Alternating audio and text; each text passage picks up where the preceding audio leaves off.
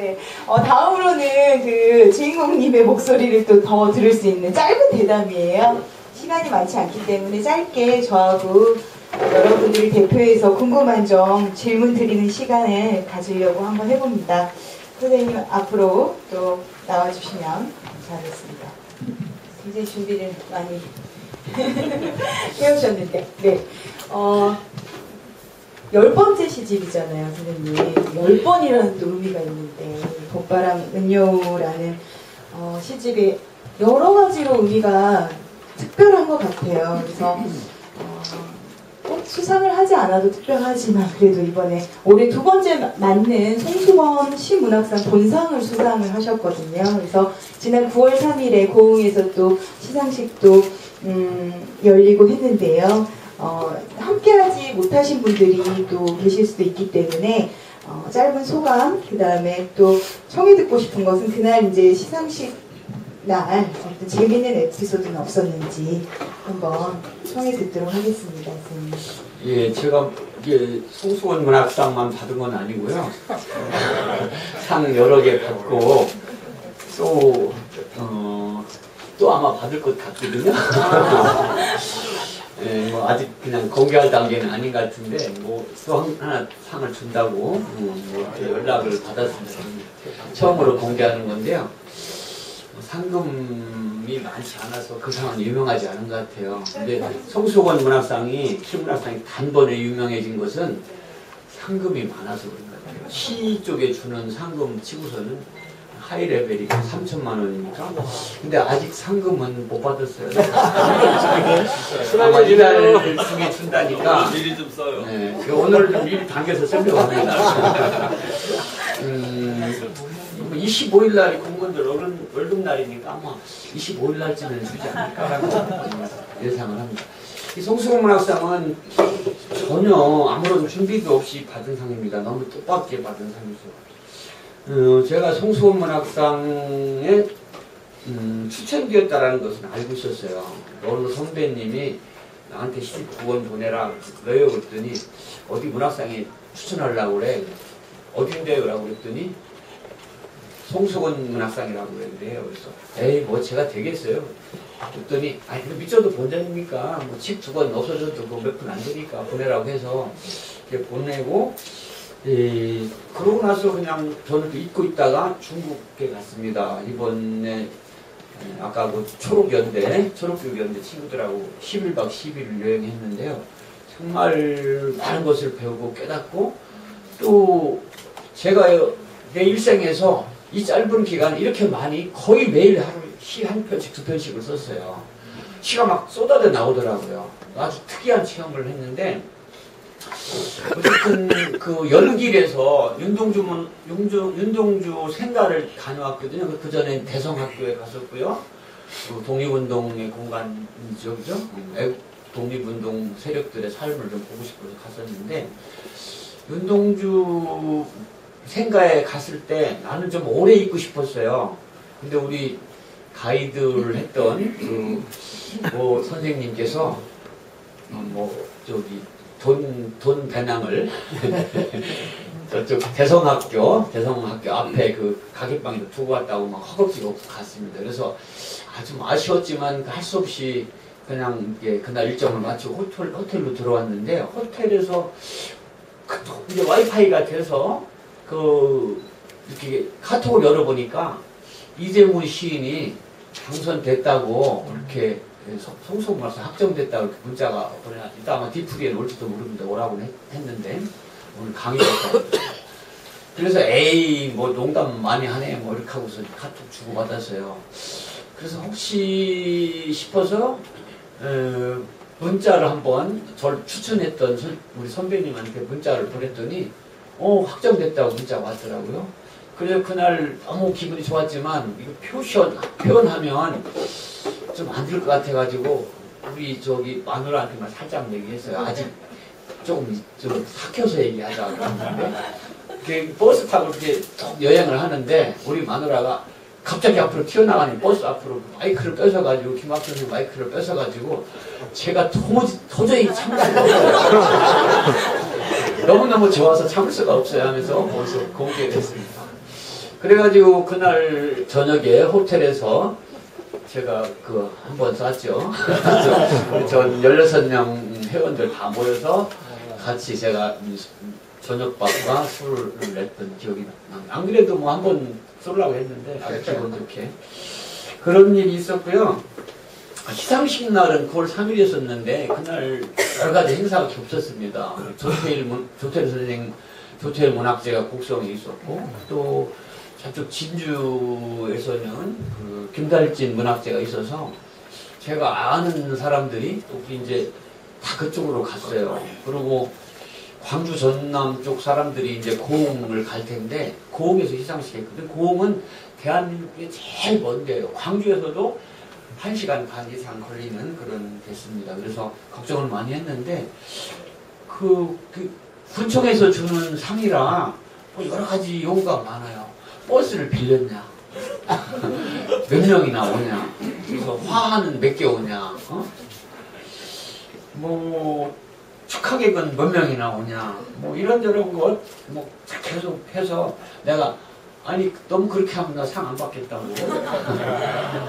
그랬습니다. 그랬더니 에이 농담 크게 하시네요 그러더라고요. 어쨌든 그냥 농담으로 했죠. 상 안 준다고 하면 큰일 날 뻔했어요. 어쨌든 그래도 뭐 화환도 공무원들 그런 거 많이 따지더라고요. 그래서 잘 진행했습니다. 어쨌든 그래서 뭐 수상 소감 뭐 이런 정도 얘기를 하도록 하죠. 어쨌든 뭐 기분 좋은 그런 상이었었습니다. 그리고 송수원 문학상이 말이 많았어요. 출발할 때부터. 그래서 1회 수상하고 나서 뒷말이 많았는데 제가 받고 나서 일체 그런 뒷말이 없었습니다. 그래서 아마 심사위원들도 그걸 생각한 것 같아요. 이은동 치면 뭐 좌우에서 어디서든 뭐 작가에서든 문협에서든 잔소리 안 할 것이다 이렇게 생각했던 것 같아요. 이런 정도 얘기하겠습니다. 네, 선생님 감사합니다. 첫 번째 이제 수상과 관련해가지고 질문 드렸고요. 시계를 이렇게 보시는데 질문이 다 소중한 질문이라서 그래도 한 질문만 하라면 바람하고 은여우에 대한 이야기를 안 드릴 수가 없을 것 같아요. 도대체 바람은 무엇인가? 네. 바람이 실체가 있는가? 실체 없으면 실체이다. 이렇게만 이야기에는 시적 의미는 그렇게 단순하지 않겠죠. 그래서 시적 상징에 대해서 한번 또 선생님의 육성으로 듣는 시간을 갖도록 하겠습니다. 예, 저한테 준비 이은동이라고 하는 사람이 있어요. 제가 아주 철저하게 준비를 해왔습니다. 근데 시간 관계상 이 질문만 묻고 대답하는 과정을 겪도록 하겠습니다. 나름대로 기획과 의도와 어떤 문산 같은 것이 있었습니다. 이번 시집도 마찬가지예요. 그래서 매번 시집을 내면 그 시집의 기획, 의도 이런 것들을 잡지에 청탁을 받아서 이렇게 얘기를 했습니다. 옛날에 현대시학 정진규 선생님 할 때 꼭 그런 원고 청탁하셨고요. 최근에는 시혜라는 잡지에서 그런 또 청탁을 해서 이번에 좀 길게 써서 보냈더니 독립해서 또 이렇게 얘기를 했더라고요. 24일 날 문학집 서울에서 또 본인들 모여가지고 얘기한다고 해서 그 얘기를 그때 가서는 자세히 얘기를 하려고 합니다. 그 시혜에 실려있던 그런 원고를 중심으로. 그러더라도 몇 가지 얘기를 하면 이 시집 이제 봄바람 은여우라는 제목을 가지고 있는데요. 이 시집에는 뭐 그 다른 소재들도 많이 등장하지만 바람이라는 소재, 바람이라는 기표가 많이 등장합니다. 바람이라는 이 기표, 이 말이 의미를 문맥 속에서 구현을 하는데요. 어떻게 문맥이라는 것이 어떤 기표에 어떤 의미를 부여하는가 이런 것들을 좀 실험해 보고 싶었어요. 그러니까 어떤 문맥, 어떤 상황 속에서 어떤 단어나 언어나 어휘가 의미를 만들거든요. 그리고 뭐 만년필 있죠, 그죠? 만년필 우리 아들이 해답 선물로 사준 몽골란 만년필인데 내가 아주 소중히 여기.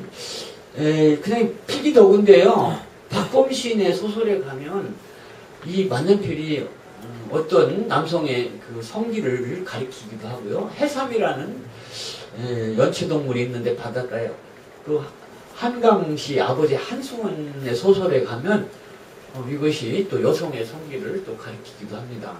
이 바람이라는 기표가 문맥 속에서 어떻게 의미를 만들어내는가 이런 것들을 실험해보고 싶었어요. 첫 번째는 우리 학생들한테도 이 바람, 이 문맥 속에서 의미가 결정되는 것이다. 우리가 흔히 외연과 내포라고 하는데 이 내포라는 것이 이렇게 의미가 형성되는 것이다. 이런 것을 좀 전해주고 싶었고요. 두 번째는 바람이라는 것이 공기의 변형물이거든요. 공기는 아주 옛부터 바실라르는 뭐 사원소를 내겠죠. 우주의 모든 존재들은 물, 불, 공기, 흙 이렇게 이루어진다. 근데 이 공기의 구체적인 발현태가 바람이거든요. 바람을 통해서만 우리는 공기를 인식할 수밖에 없어요. 그래서 바람에 대한 탐구를 통해서 공기의 이미지에 대한 탐구를 좀 해보고 싶었어요. 물, 불, 공기, 흙 중에서 제가 흙에 관한 이미지, 또 흙은 돌이 부서진 것이니까 돌에 관한 이미지를 앞에 시집에서 많이 썼습니다. 이번 시집에서는 그 공기에 관한 이미지로서 바람 얘기를 좀 많이 했습니다. 또 그래서 어떤 근원에 대한 탐구 같은 것들을 또 바람을 통해서 해보고 싶었어요. 근본이라는 게 뭐냐.